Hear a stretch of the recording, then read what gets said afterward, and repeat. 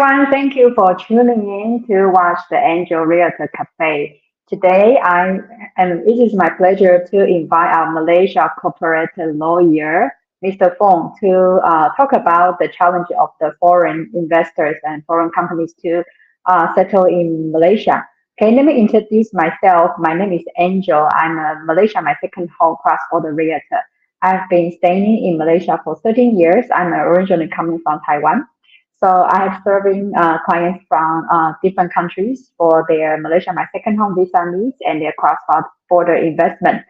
So today we have invited Mr. Fong to come into our show to talk about the challenges for foreign investor to start a business in Malaysia. Hi Fong, how are you today? Hi everyone. Hi Angel. Hi everyone. Hi, hi, ladies and gentlemen. A very good evening to all of you. It's my privilege to stand before you today to discuss an issue. It's very important for all of the investors here, the challenges they face by all the foreign investors in Malaysia. As we gather Yes, here, as we stand as a beacon of opportunity in Southeast Asia for Malaysia, renowned for its rich cultural tapestry, vibrant economy, and strategic location. Yet, of all of the benefit that you can see here, investing in Malaysia still, for foreigners, still have a unique set of challenges. So this is today our topic that I would like to share a few points with you all. So first one, legal and regulatory hurdles. So um, navigating the regulatory landscape in Malaysia sometimes very daunting, especially you are totally alien in Malaysia. So although we have a friendly business environment in Malaysia, but the legal framework can be complex for you all foreign investor. So for you to understand the law in Malaysia, regulation, procedure, start from your business registration, set up your company, to get your business permit, licenses, or even taxes is also very crucial and challenging if you do not have a local expertise like local Malaysian, or foreigners like Angeline stay long enough to Malaysia to assist you. So thank you so this much. Malaysia legal and regulatory is very complex. And we all know that each country they adopt different sets of approach for legal and regulatory approach. So it's the best for all the foreign investor. When you come to Malaysia, please consult the legal expertise to know more about the legal and regulatory framework. Okay, then the second point, ownership restrictions. So technically, there are some industries in Malaysia will have some restrictions for foreign ownership. As far as you all know, Malaysia actually is quite a small country. So our government actually impose restrictions for foreigner to have financial services license in Malaysia. So you need to register with our central bank, Bank Negara Malaysia. So there are a lot of limitations for the fully owned by foreign investor. So other than that, like capital market services provider, insurance, takaful, petroleum industries. Malaysia is well known for that, for cheap petrol. So we also have a limitation and restriction on foreigner to involve in this industry.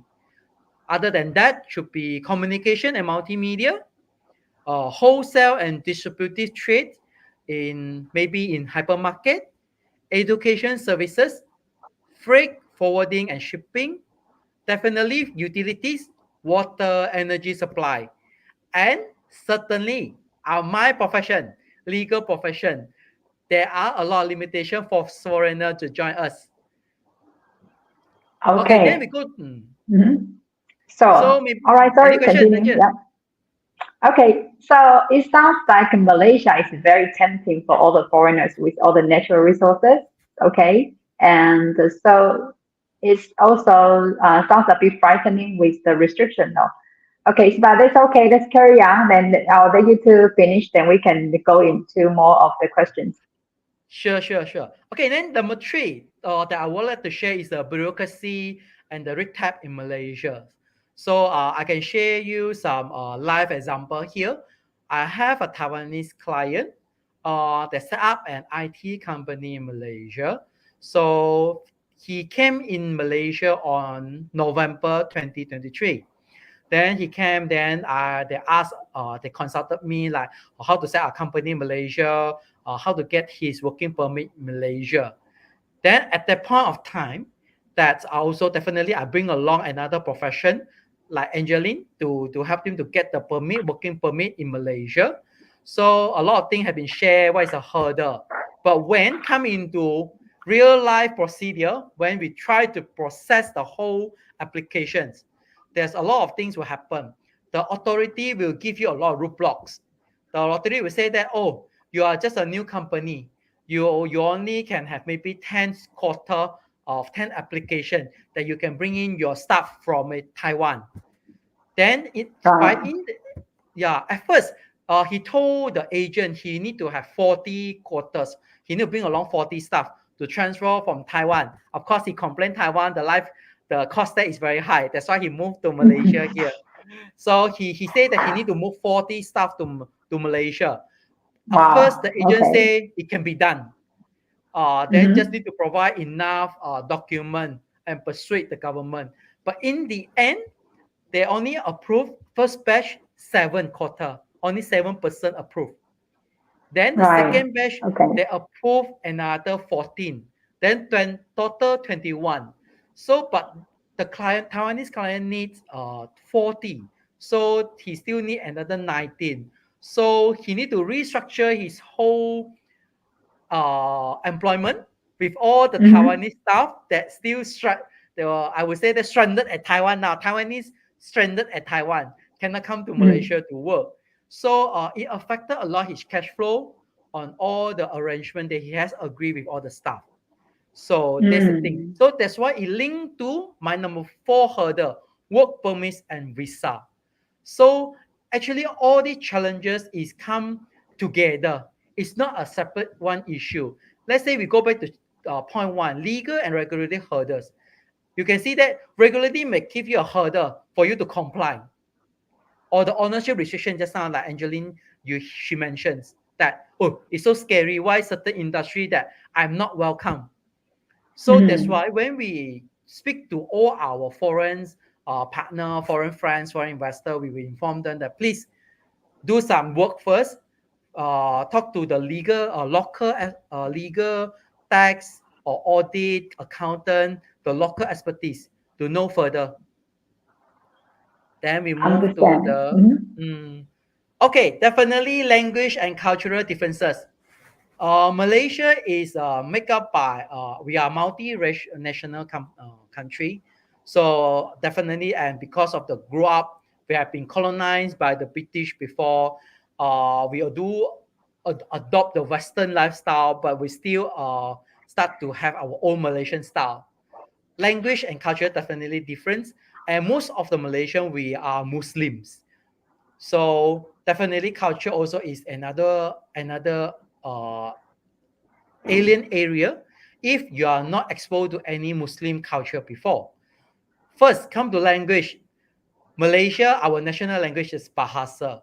So the official documents that you need to submit with all the authorities should be in Bahasa in Malaysia, except certain authority that always deal with foreigners, then they only have the form in English. So that's why when you invest in Malaysia, so you will incorporate a local Malaysian company. So when you have a Malaysian company, so all the documentation that you need to fill out will be in Bahasa. So they will so make all these foreigners when you invest in Malaysia, you need to have engage or hire local staff to assist you in the beginning. You cannot have fully like my Taiwanese staff. 40 must have all Taiwanese staff. At the beginning, I did tell him you need to engage one or two. At least your HR manager or your administrative staff are Malaysian to help you to reply on all these bahasa. At least can be your free translator for you for that transition period. Then the sixth hurdle is access to financial. So we always inform all the investor, you need to take care of your cash flow, like how much money you need to bring to Malaysia. Because you are new to Malaysia, you do not have any record. The financial institution here may not want to give you or facilitate you any financial because you do not have a credit history in Malaysia. In Malaysia, most of the local bank, they will have a credit system to assess all the borrowers. So if you do not have enough financial support from your origin country, you may face a difficulty here. So you may need to consider a JV with a local partner, local expertise here that will link to my point seven, competition. Definitely, when you're alien to Malaysia, you may have into the one industry. You have your competitors. So you may need to, if you're total alien, then you will, in one word, we may say that the local Malaysian, we will call the word that cooperate to defend themselves. So to avoid you to encroach into the business industries. So you will face the difficulty, the hurdles from the local, the competitors. So some industry or some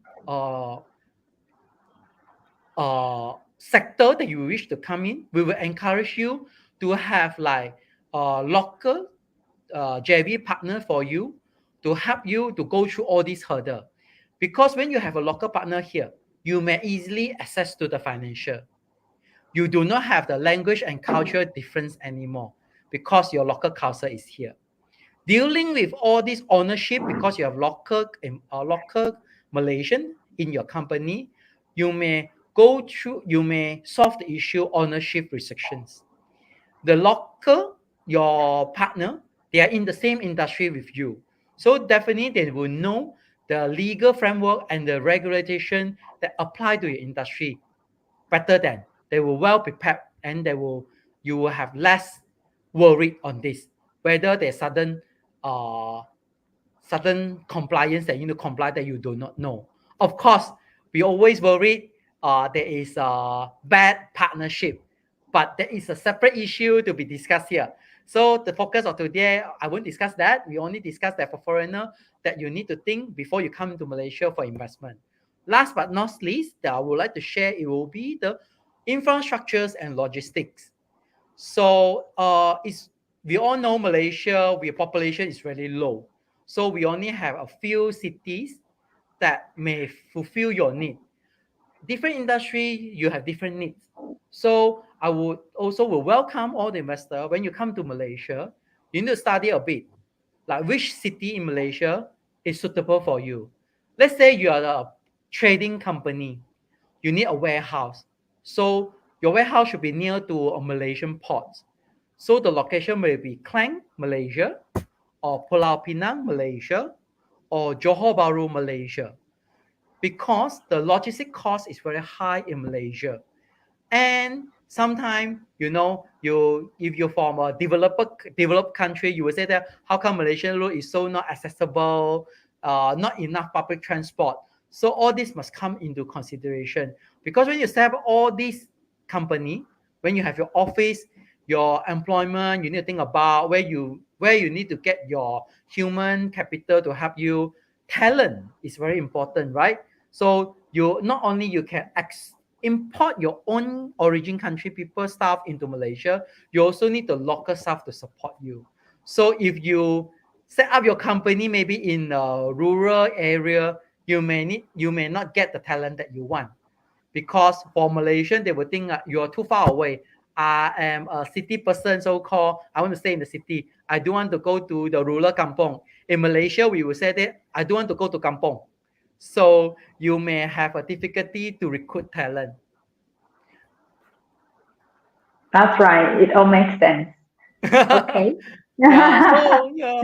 So in conclusion, although there are a lot of challenges that all the foreign investors you will face in Malaysia, and I would say that these points are very significant. But that doesn't Mhm. mean that this is not solvable. So you need to, I will encourage you all to have a closer collaboration between our government agency, maybe your local partner, then to have more study and research when it come into in Malaysia. Then and hopefully your investment or in Malaysia will be a success. Mm-hmm. That's right. That's right. Okay. Yeah. So let's go through. I understand that you like a more interactive interview. Let's go back to your last slide. Okay. So we can summarize and refresh what you have just taught us. Your line one, right? Okay. Legal and regulatory hurdles. Yeah. Um, I think finding the right person to consult for the corporate law is very important, especially if that is the people who actually in that country, such as like Fong, right? CC yourself, you are Malaysian citizen and you are also a practiced corporate lawyer. So you are familiar with all the different regulations for the corporate company to set up in Malaysia for foreigner as well as for locals, which is good. So like what you say, the example of this Taiwanese IT company, especially for their working permit for their employee headcount, they were they were expecting a 40 headcounts with their Taiwanese employee to come into Malaysia, but unfortunately, they have to cut down the headcount to 21 people. I believe that will affect their operation production in serving their existing clients, but that is the cost you have to pay for when you didn't find the right profession. So yeah, that is very important. Yeah. Okay. So yeah. So in the future, if there's anyone who is looking for coming to Malaysia, then CC would be the right person to talk to because he also understands few different government departments that they have the resources. Okay, and then the policies. And also for the work permits, right? Okay, it seems like there's a different restrictions for different employee headcounts. So I would like to talk to with if the CC can give us more example, like is there any like different work permit limitations that in different industry and how that works? Yes, there are a lot. There are some differences. Depends on industry. Maybe I will use two example here. One client I still use back the IT company. Okay, IT company because of the industry itself. We really need to look for IT talents to be in this.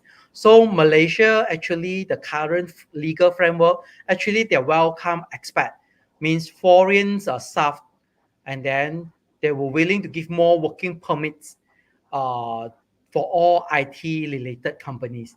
But in this Mm-hmm. case, they failed to secure 40 because maybe the company is too new. So they only allow until 21 headcounts, not up to 40. They are in the process and appealing for the 19 the working permit agent they're helping my client they are still confident to get the balance 19 maybe they just need a longer time maybe another 3 months to get the full quota to come into Malaysia. Then I would like to Mm-hmm. share another trading. Mm-hmm. Trading working permits is very difficult. We can say that Malaysia government authority will not issue a lot of working permits for you to get a foreign staff to work in Malaysia for trading businesses. They will encourage you to get local Malaysian because Malaysia we have a lot of ports and Malaysia is always active in trading. So they will have a limitation on this. But if you are the owner of the company or the higher management, they still will give you the permit. Maybe you will get maybe that not more than working permits for foreign investor. So all your other staff, your the staff that going to work in the trading company, Malaysia trading company, you may need to look for local expertise. So certain industry will really limit you, or like maybe like manufacturing that I would like to share. Malaysia is famous for its manufacturing. A lot of OEM factory in Malaysia, and Mm-hmm. government they're inclined to give you a lot of working permits, or they will previously Malaysia have a record they offer too many working permits. So that means is a lot of company apply, but they do not fully utilize the permit. Let's say the one manufacturing plant, they need 200 workers. Then they apply for the working permit for 200. But in the end, because of a lot of consideration, maybe because of the cash flow, maybe the order are not huge enough for them to recruit 200 staff for foreign worker. Then they reduce become 100. Then they left the 100 without utilizing it. So the government take this issue seriously now. They have issue all the letters to all these employer, informing them by certain time of period, if you still continue does not utilize it, they will cancel it. So you will waste your Oh, money to apply too many working permits. okay. Yes. So actually, all this is all go back to the government policy certain times. So sometimes it's really beyond your control because Malaysian government they decided on certain policy at that point of time that affected the business in Malaysia. Okay. So sometimes it's a government regulation, it will affect the labor force. But generally speaking, I found actually Malaysia it's easier to find a foreign laborers in other countries. Okay, so I think the labor force is still not is counted as easy to find supply. Okay, so let's go to your next slide that you have talked about language and culture differences. Yeah, since I've been in Malaysia for 13 years, I always been asked like, Angel, do you know how to speak Malay? And I say, I only can know Terima kasih, thank you, sama-sama, you're welcome. Very simple languages, but actually Malaysia is very easy for Asian Chinese speaking people to adopt because there's a very strong Chinese culture, and it's very easier for Westerners who speak English to adopt because English language is commonly spoken. But when it comes to Bahasa Melayu, Malaysian national language, yes, it can be a challenging. Yeah, so sometimes when we hire staff, it's better if we have a local partner who can speak the local language to the local government officers. And that would be a big help, a credit to add value for your company as a startup in a foreign location, right? Okay, and understand that access to the finance. I think for this one, I think commonly is how the company's credit being evaluated is by the CTOS in Malaysia, right? Yes. Yeah, so it's a very it's a transparent credit report for individual and for companies. So if I sometimes the bank will evaluate how qualified you are for a corporate loan, etc. Yeah, and when it comes to competition, I believe there's always a competition anywhere. So doing a thoroughly market research is very important, especially you have to spend all the efforts and your resources and fund coming to a foreign country, right? Okay. Yeah. Okay. So I believe that would be all. So they just make it brief and simple. Thank you so much, Cici, for your sharing today. Would you like to? I will share your last slide here. Okay, so our friends, whoever who are interested in knowing more of the corporate law to settle or register a company in Malaysia, you are welcome to contact. Here is CC's contact information here. Okay, so his office is located in Subang, Selangor. Selangor is a state just right next to Kuala Lumpur. Okay, and here comes his cell phone number. Okay, start with 601. Okay, you can WhatsApp him or email him. All right. Thank you so much for joining us today, Cici, for your wonderful sharing. Okay, we're looking forward to inviting you to join us next round. Thank you, everyone. Thank you, Angeline. Thank you. Thank you so much. Good night. Good night.